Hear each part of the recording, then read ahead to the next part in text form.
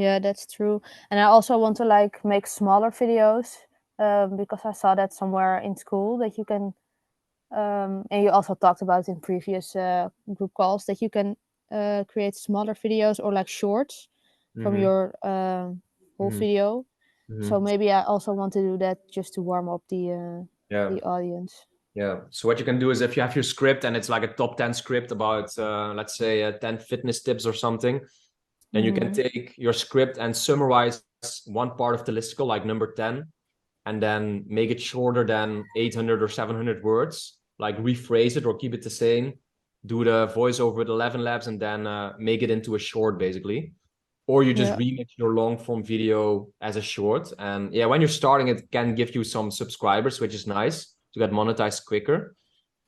It's worth trying out, but I would definitely focus on your long form videos at first and making them as good as possible.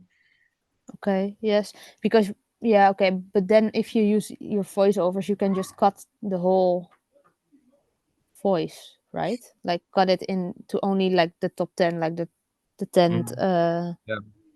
Yeah, thing. but like Or you usually don't. it has to be less than 1 minute. So I think if you have a top 10 video, sometimes it's longer than like one listicle point is sometimes longer than 1 minute. So Yeah, that's why true. Yeah. sometimes you need to like rephrase them or summarize them a little bit. Yeah, okay, makes sense. Yeah. Yeah, okay. Then I'm going to look into that. All right.